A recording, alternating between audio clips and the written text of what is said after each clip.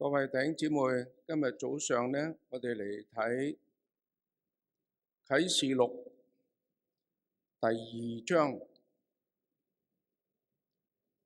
我哋要讀第8節至到11節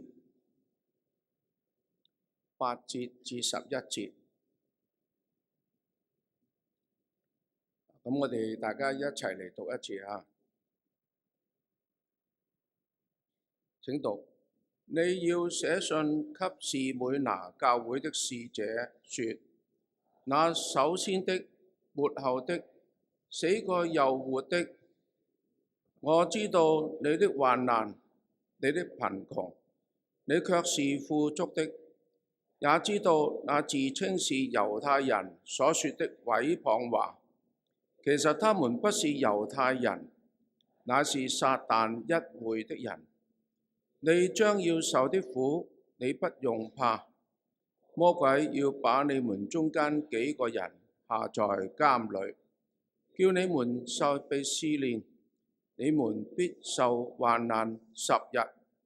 你務要至死忠心，我就賜給你那生命的冠冕。聖靈向眾教會所說的話，凡有耳的就應當聽。得勝的必不受第二次死的害。好，今日要同大家嚟思想呢個士每拿教會。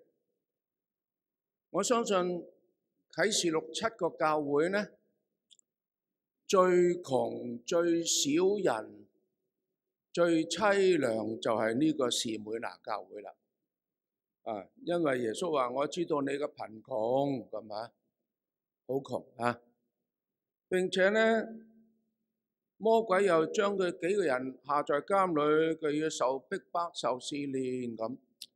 哇！呢啲咁嘅日子呢，一定係好少人聚會啊，係咪？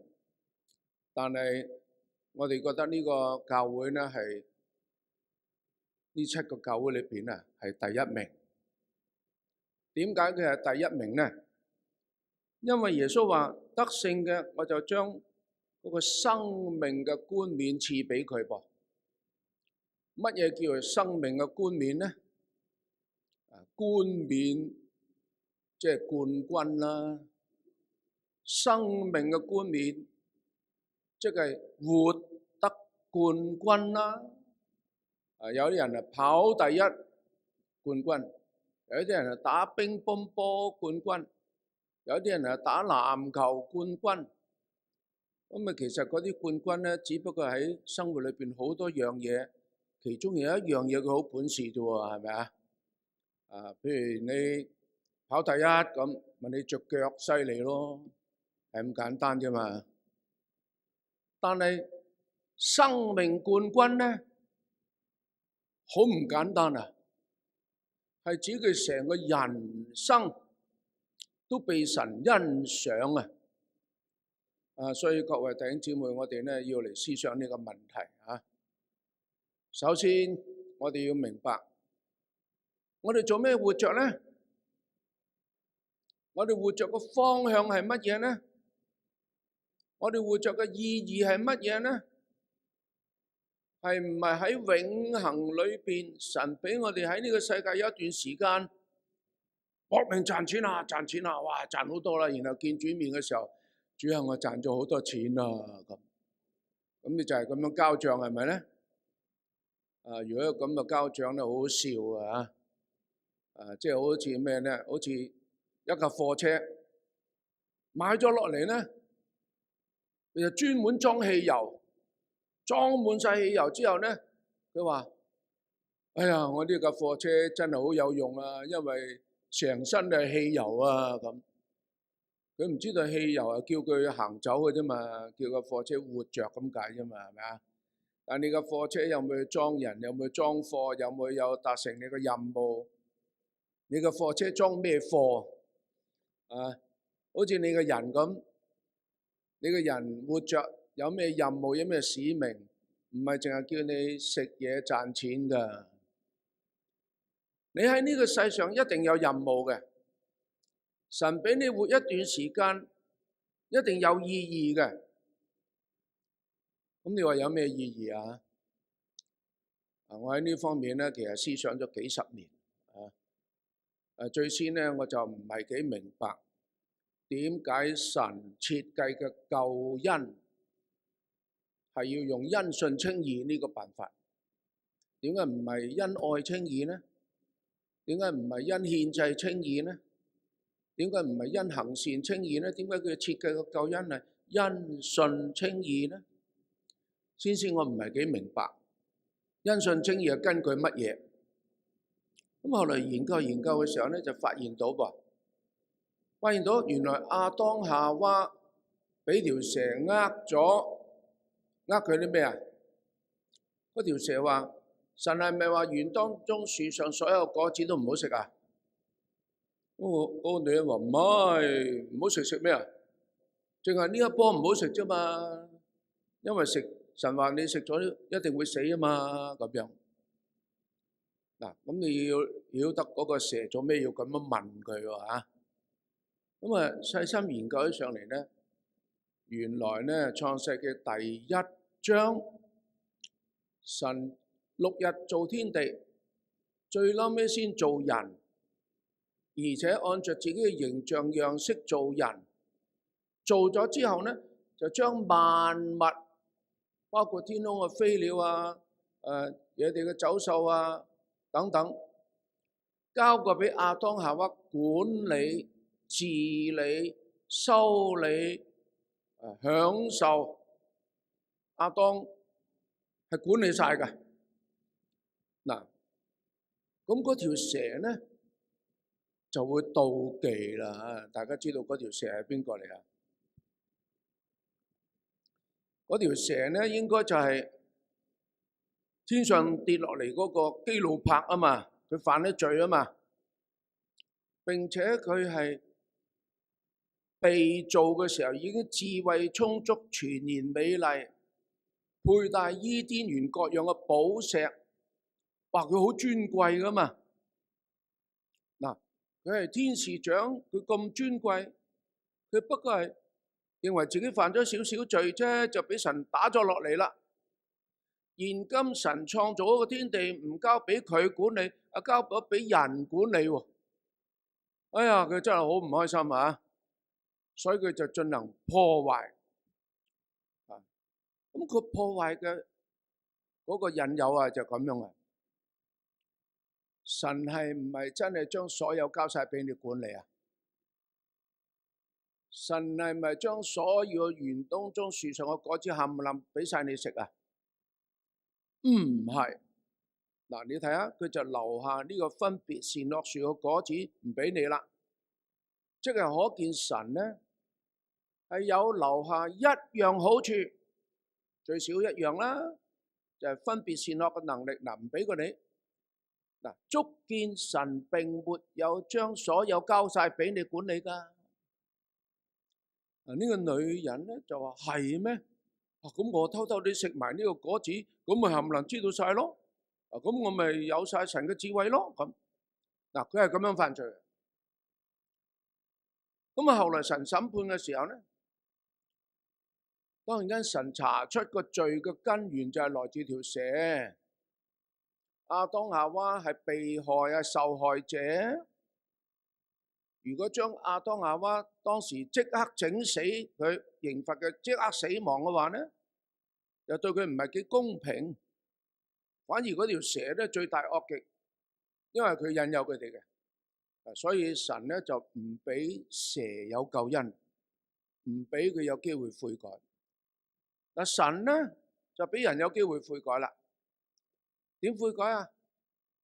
神就考慮到女人係喺佢以為神唔喺度嘅狀態之下，就聽嗰條蛇嘅引誘。所以神嘅判決咧就係將亞當夏娃趕出去，等佢哋睇唔到神嘅狀態之下，以後佢信蛇以為信神好公平啊！蛇引誘佢嘅時候，女人係以為神唔喺度啊嘛。神將人趕出伊甸園，咁啊人又見唔到神啊嘛，就以為神唔喺度啦，而家係嘛？咁啊神就要睇下以後人信蛇抑或信神，於是乎就產生呢個因信稱義嘅救恩。所以各位弟兄姊妹，聖經定咗話，我哋唔可以見神噶，一見神就死噶啦。咁咩緣故啊？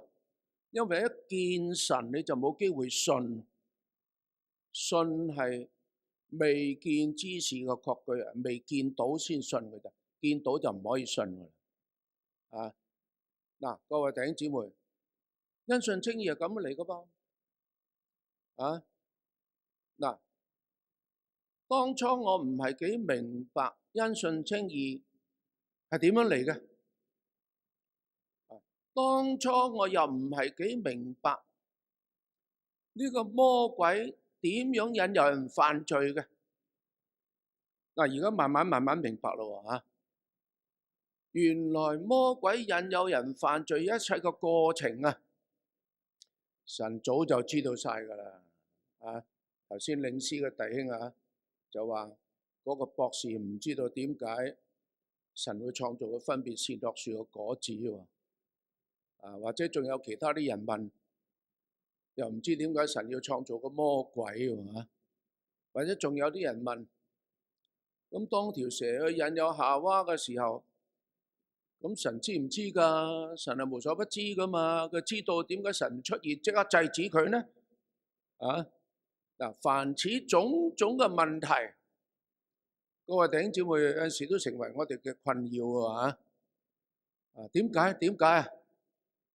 各位弟兄姊妹睇捉棋咧，唔可以睇話輸咗隻卒啦嗱，你行錯咗，輸咗隻卒啦咁，唔可以嘅，要睇到結局邊個贏棋先係得嘅，係嘛？我哋嘅主故意好似讓魔鬼得勝，佢成功引誘亞當夏娃犯罪，佢成功引誘當時整個世代嘅人犯罪，以致洪水降臨，消滅嗰個世代。後來神揀選亞伯拉罕嘅後裔，佢又成功引誘亞伯拉罕嘅後裔嗰啲猶太人不信犯罪。後來神將福音轉俾外邦人，佢又成功叫好多教會敗壞，以致變成世界末日嗰個大淫婦。好似魔鬼一直成功，但係魔鬼完全唔知道佢喺歷史上面所做嘅所謂所有嘅成功呢，最嬲尾完全達成神嘅旨意。原來耶穌基督藉着死敗壞掌死權嘅魔鬼。原來我哋基督徒，我哋因為犯咗罪，覺得主耶穌為我嘅罪死，所以我哋更加愛主，更加感動。所以有陣時我哋基督徒軟弱犯下罪，後來又悔改呢，我哋會更愛主噶噃。有呢個奇妙嘅果效喺入邊嘅喎。咁啊，整個歷史上邊咧，神就叫萬事互相效力，叫愛神嘅人得益處。結果最後尾，神成功，神藉着我哋啲信主嘅人建成天上嘅新耶路撒冷，係主成功噶。所以各位弟兄姊妹，而家講翻轉頭啦，就係話神俾你活咗一段時間，有乜嘢價值啊？有咩目的啊？有咩目的？點解神當初唔係一早就整死亞當夏娃呢？嗱，呢個目的就係俾你活喺呢段時間，你認識呢位主，使到你能夠脫離呢個敗壞嘅轄制。你知道整個宇宙呢都越過越壞嘅，冇嘢例外嘅。太陽會越嚟越熄滅，地上所有嘅嘢都會越嚟越舊，你又會越嚟越老，會死。整個宇宙喺邊有例外㗎？所以羅馬書第8章咧，保羅形容咧，整個宇宙都伏喺嗰個叫做敗壞嘅轄制之下，冇辦法唔一路壞落去嘅。包括我哋嘅人啊，我哋嘅身體會壞落去。甚至包括我哋嘅靈性。你知道我哋雖然間信咗主啊，我哋仲住喺呢個叫做敗壞嘅肉體裏邊噶嘛？呢個敗壞嘅肉體會拖累我哋噶嘛？會有陣時情不自禁會犯罪噶嘛？嗱，所以我哋喺呢個宇宙嘅敗壞、人生嘅敗壞、肉體嘅敗壞、各樣嘅敗壞嘅過程裏邊咧，呢段短短嘅時間你要找到永恆，你要認識主，然後你悔改，然後你靠着主嘅恩典歸向神，呢個就係我哋嘅生存價值啊嘛！嗱，倘若我哋真係明白咗我哋嘅生存價值，死亡對我哋嚟講唔係咁可怕噶噃。你見到呢個士每拿嘅教會咧，耶穌喺呢段話裏邊咧，我相信個中心點咧就係呢個第10節，你將要受嘅苦，你不用怕，你唔好怕受苦。點解唔好怕受苦啊？因為整個宇宙都係咁敗壞嘅，歷史就咁敗壞嘅，肉體就咁敗壞嘅，樣樣都係咁壞落去嘅。你唔使怕嘅。你話唔係啊？我真係怕，我點可以唔怕啫？啊？咁我係怕，咁點算啊？嗱，各位弟兄姊妹，呢段經文咧就俾咗我哋好多秘訣，叫我哋唔使怕。呢一點咧，我相信每個基督徒都要學會噶啦，因為我哋嘅人生會遭遇到好多試探，遭遇好多兇惡。有陣時我哋驚起上嚟咧，我哋會放棄信仰；驚起上嚟咧，我哋會懷疑自己得救未？我哋會驚噶，係咪啊？但係呢段經文教你，你唔使怕。你話點樣可以唔使怕咧？咁第一個唔使怕就係第8節嗰度話，那首先的、末後的、死過又活的說。所以第一個唔使怕咧，就係認識呢位主，佢自己都經歷過苦難。呢位經歷過苦難嘅主講出安慰嘅說話，叫你唔使怕，咁咪唔使怕咯，係咪啊？即係唔係話佢啊高高在上啊，喺天上啊，從來未受過苦啊，然後叫你唔使怕啊咁。咁你話哦，咁你自己都唔受苦啊，梗係唔使怕啦。我個受苦緊喎，係咪啊？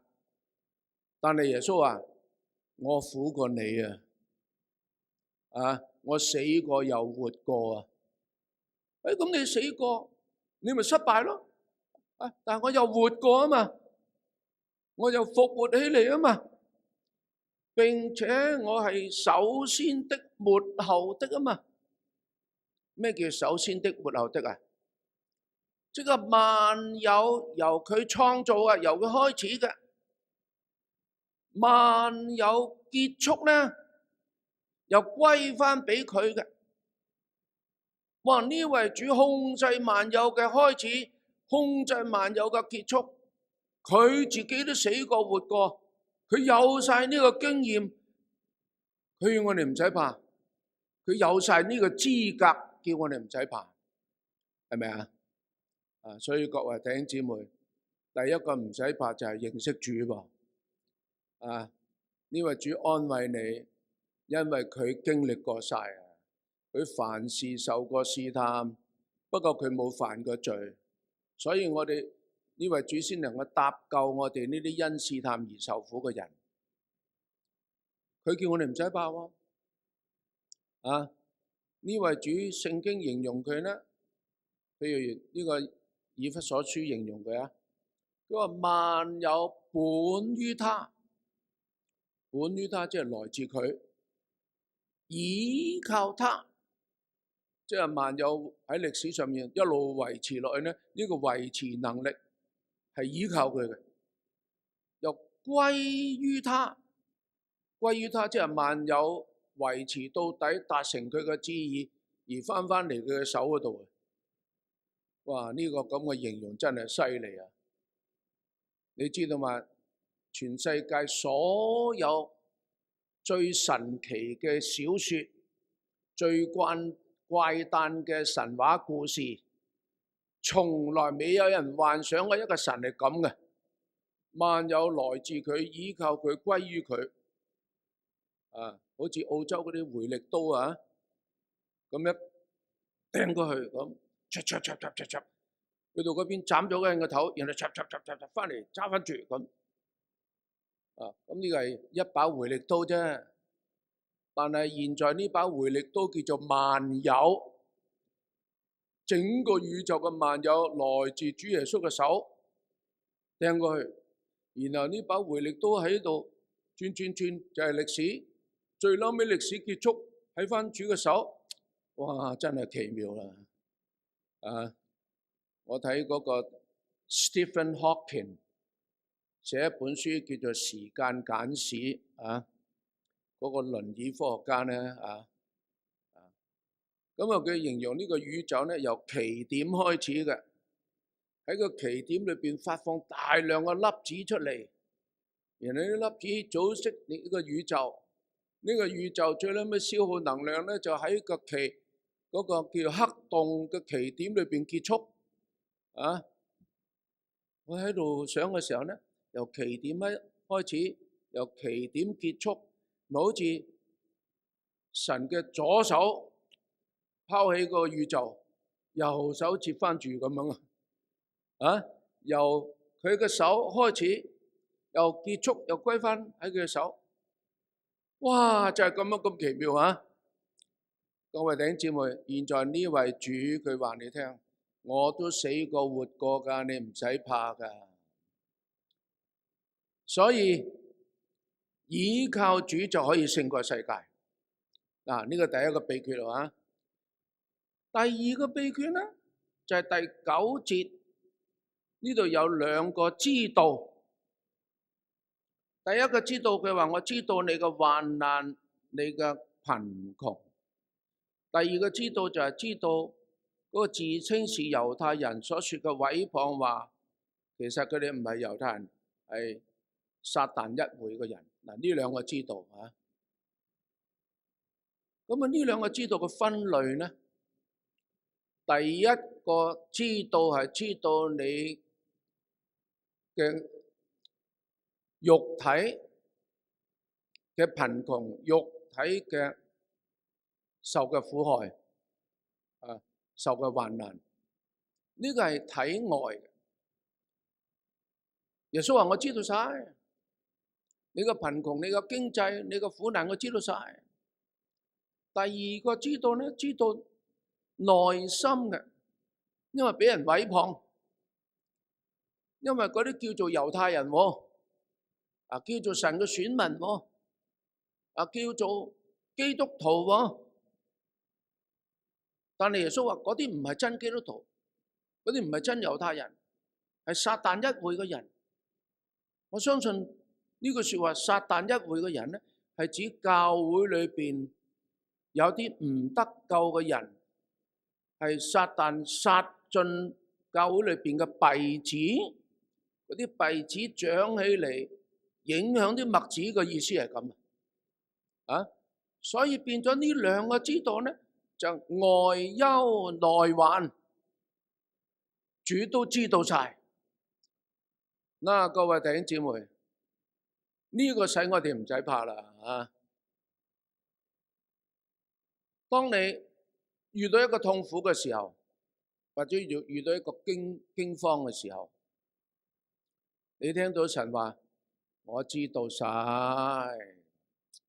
哇！你嘅心裏邊就得安慰噶啦好似我有兩個女佢哋好細個嘅時候咧，咁時時走嚟爹哋呢度爹哋佢蝦我咁，或者爹哋我頭先跌倒咁，爹哋咁，我細女有一次埋怨家姐唱咗我嗰首歌家姐唱咗佢首歌都有得喊嘅，真係咁好多冤屈係咪咁好得意佢一路喊走埋嚟我嗰度嘅時候咧，我就話爹哋知道晒，佢即刻唔喊嘅好稀奇㗎。咁啊，佢認為爹哋知道啦，爹哋就一定會採取公義嘅判斷嘅，一定會平反嘅，一定會搞掂嘅。只要爹哋知道就得㗎啦。各位弟兄姊妹，你學唔學到呢一點啊？嗱，呢一點喺聖經裏邊嘅教訓好豐富啊！嗱，例如馬太福音第6章，叫我哋施捨嘅時候唔好吹號啊，左手唔好俾右手知道啊。點解唔好俾佢知道啊？因為你俾人知道咧，你行善咯，我而家拆派錢咯，咁耶穌話你就得咗人嘅稱讚啦，你就得唔到神嘅賞賜啦。所以你嘅善事呢，要行在暗中，叫你父在暗中察看，就必然報答你。咁嘅意思即係你行善呢，唔好俾人知，主知道就夠啦。嗱，你話係咪好寶貴啊？但係你見到有好多人唔係噶喎。佢捐咗幾百萬出去，咁梗係叫嗰間咩中學咩紀念中學啦嘛。捐幾多錢出去，嗰個禮堂叫乜乜紀念禮堂啊嘛。我喺加拿大啊，有一間宣道會嗰度做牧師，咁啊有個有錢佬嚟聚會喎。咁佢散咗會就同我講啊，佢話吳牧師，你呢間堂咧都要裝修下先得噶啦。我話係咩？點解要裝修啊？例如你呢個講台啊，咁咪細一啲啊，係咪？咁啊，我出錢同你整個靚啲嘅，只有一個條件啫嘛，你刻我名喺度就得噶啦。我話喺呢個最貴嘅廣告地方嚟嘅喎，咁你淨係買個講台，咁你就刻咗你個名喺度，成日宣傳你啊！話你真係好識貨啊！有好多人。佢要人知道，但係主教訓我哋讓神知道。咁唔係淨係行善係咁噶噃，你禱告都係咁噶噃。耶穌話你禱告嘅時候唔好喺十字路口，唔好喺會堂嗰啲人多嘅地方故意叫人看見。你禱告呢，你應該進你嘅內屋，關上門，禱告你在暗中嘅父，叫你嘅父在暗中察看，必然報答你。你禁食祈禱又係咁噶噃，你要梳頭洗面，唔好俾人睇出嚟，叫你父在暗中察看，你父在暗中察看，必然報答你。你受冤屈又係咁噶噃，你唔好自己申冤，讓主申冤，主就必然報答你。甚至路加福音指出呢，有一個法利賽人嘅首領請耶穌食飯啊。耶穌一樣去啊！耶穌去食飯嘅時候咧，就教訓呢個請食飯呢個法利賽人啦。你睇佢點樣教訓啊？佢話你請食飯嘅時候咧，唔好請嗰啲有錢嘅，以致嗰啲人後來有機會請翻你食飯。咁你就應該請嗰啲咩咧？貧窮嘅、瞎眼嘅、瘸腿嘅，就係嗰啲冇能力將來請翻你嘅，咁你喺天上嘅父就報答你啦。原來請食飯都有呢個秘訣嘅喎。各位弟兄姊妹，如果你結婚嘅時候請客點樣請㗎？我見到有啲人請客咁請嘅，要請呢個，因為佢做禮好多㗎。呢個唔好請，哎呀，上一次請佢真係蝕大本㗎呢個。哇！原來呢啲係想人報答嘅，係嘛？但係主話，主知道就夠啦。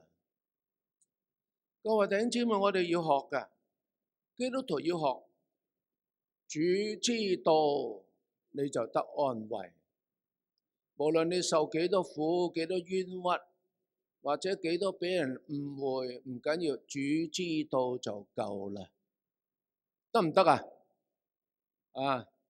如果呢個功課我哋學唔會呢，你好痛苦㗎，因為冇人可以為你出頭啊，你自己又冇本事出頭啊，但係呢位死過又活嘅主，佢替你出頭，你咪得安慰咯。所以呢個第二個得安慰嘅秘訣，唔懼怕嘅秘訣咧，就因為主知道。第三個秘訣咧就係乜嘢咧？第10節話：你將要受嘅苦不用怕。呢個將要嘅將字咧，就反映頭先所講兩個知道嗰兩個知道咧，嗰個苦係現在嘅。你現在嘅貧窮，主知道；你現在嘅患難，主知道；你現在俾嗰啲唔係猶太人嘅嗰啲所謂猶太人毀謗你，主知道；你現在嘅苦知道。但仲有你將來嘅苦咧？咁呢個大件事咯喎，將來嘅苦喎。咁你將現在嘅苦接駁住將來嘅苦啊，咁接俾佢啊，你就發現到咯噃。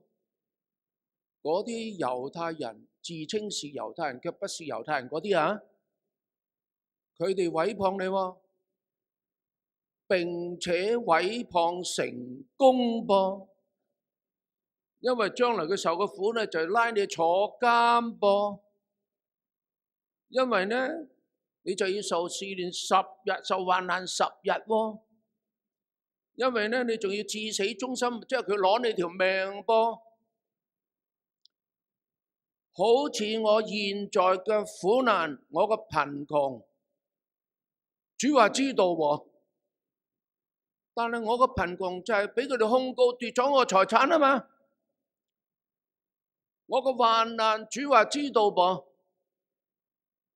我嘅患難就係嗰啲猶太人逼迫我啊嘛。我嘅冤屈俾猶太人咁誣告，主話知道噃。但係呢啲猶太人嘅冤屈，佢嘅毀謗，促成我坐監啊嘛！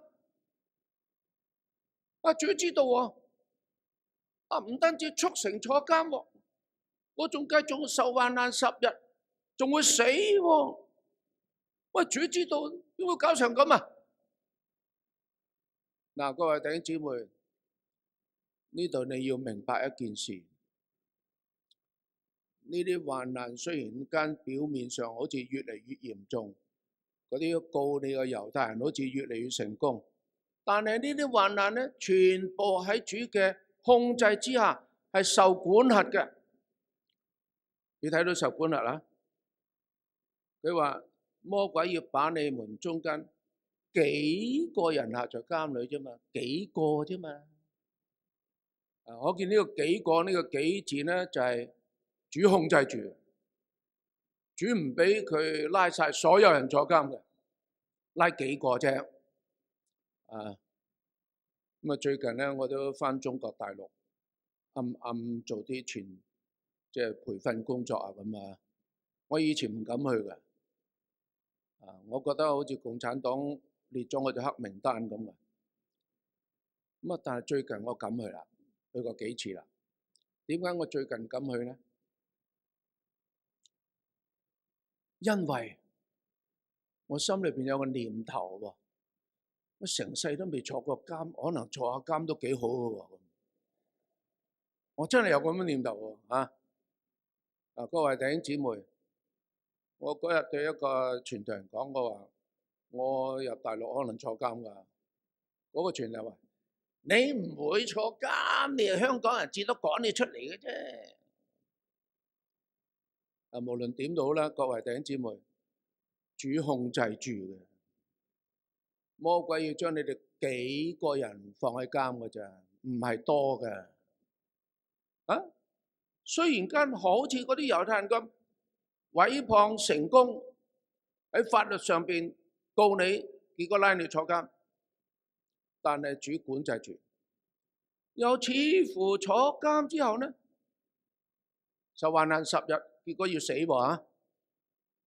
主話你至死忠心咪得咯。喂，咁你唔係真係保守我唔死嘅咩？個個都要死噶啦，遲死早死，等嘢係死噶嘛，係嘛？我大家記得詩篇23篇冇？詩篇23篇嗰隻羊仔呢，本嚟喺青草地溪水旁啊嘛，好好噶嘛。咁呢個耶和華話佢為自己嘅名引導我哋走義路喎，咁咪跟佢啦，係咪？點知跟佢落到死蔭幽谷喎，哇！好多人驚喎嚇，再經過敵人嘅面前喎，哇！乜行條咁嘅路啊？最撚尾帶我哋到你耶和華嘅殿中，直到永遠喎，哇！去到耶和華嘅殿中，直到永遠，點解啊？咪喺嗰度獻為祭咯。哇！咁即係耶和華帶我去劏喎，佢又話帶我走義路，原來帶我去殿裏邊劏咗，獻為祭啊！揾個笨啊咁。各位弟兄姊妹，嗰隻羊啊，始終有日要死噶。你認為嗰隻羊死喺羊扒屋好啊？抑或死喺豺狼獅子嘅口好啊？抑或死喺青草地溪水旁好啊？抑或死喺死蔭嘅幽谷好啊？抑或死喺祭壇好咧？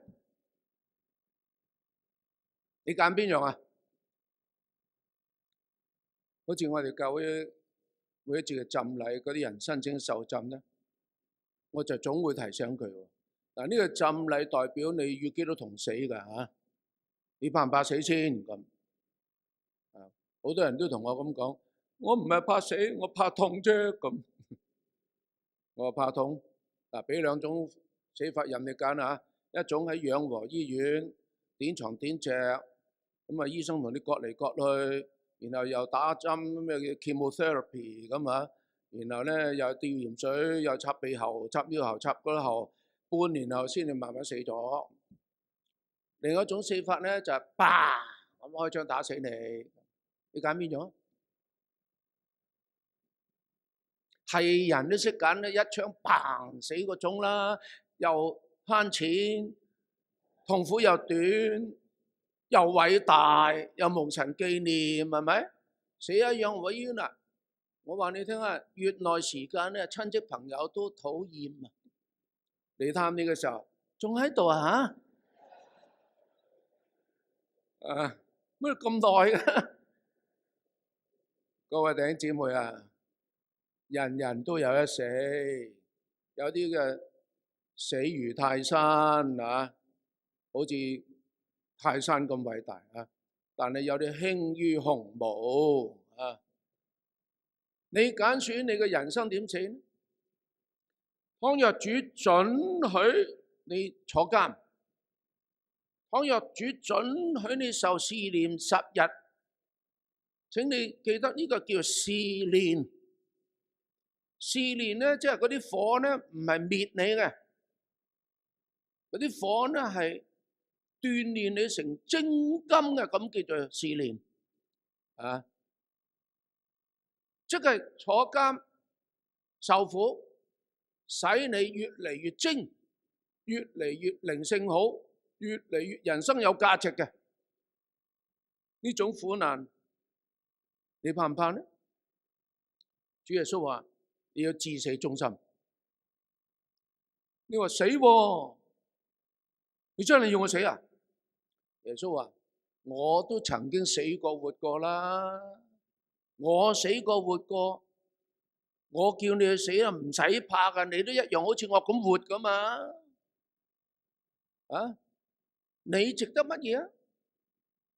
你條命好低級嘅啫。耶穌話：我條命先高貴啊，我係神嘅兒子啊。嗱，現今我先為你死，我將我嘅生命復活嘅生命俾過你，呢個仲使乜怕死呢？係咪啊？各位弟兄姊妹，所以呢個寶貴係寶貴在呢位主曾經死過活過，佢有資格話我哋聽：你務要至死忠心，你唔使怕啊！你務要至死忠心咧，耶穌就話：我就賜俾你生命嘅冠冕。嗰個時候你就冠軍啦，你就活第一啦，活得冠軍啊！你睇下保羅就係咁啦嘛，寫俾呢個提摩太後書最後尾個章，寫到嗰度嘅時候，佢話：我知道我自己被澆奠，我離世嘅時候到啦，即係就嚟死話。但你睇嗰章經文咧，保羅一啲懼怕都冇，一啲怨言都冇，佢反而話：從今以後有公義嘅冠冕為我存留，即係而家翻去領獎。保羅話唔單止賜俾我，又賜俾嗰啲凡愛慕他顯現嘅人。你愛唔愛慕主顯現呢？各位弟兄姊妹，你知道最近天災人禍咁多呢？你又知道呢個世界越嚟越敗壞，嗰啲人悔改嘅人越嚟越少呢？你知道主嘅日子好近啊！主嘅日子咁近，你嘅心裏邊紅唔紅啊？你嘅心裏邊興奮唔興奮？哇！我就快見主面啦，興唔興奮啊？世人聽見呢個世界如果就嚟末日嘅話，佢會好驚，佢會呢覺得絕晒望，得到嘅嘢冇晒。我哋唔係嘅，我哋聽見主就快翻嚟呢，我哋為主而奉獻嘅，為主而犧牲啊，嗰啲為主而做嗰啲工作呢，全部帶上天上。我哋見主面嘅時候，可以豐豐富富嘅進入神嘅國嘅。問題就係你係唔係活得冠軍？我哋大家一齊嚟祈禱。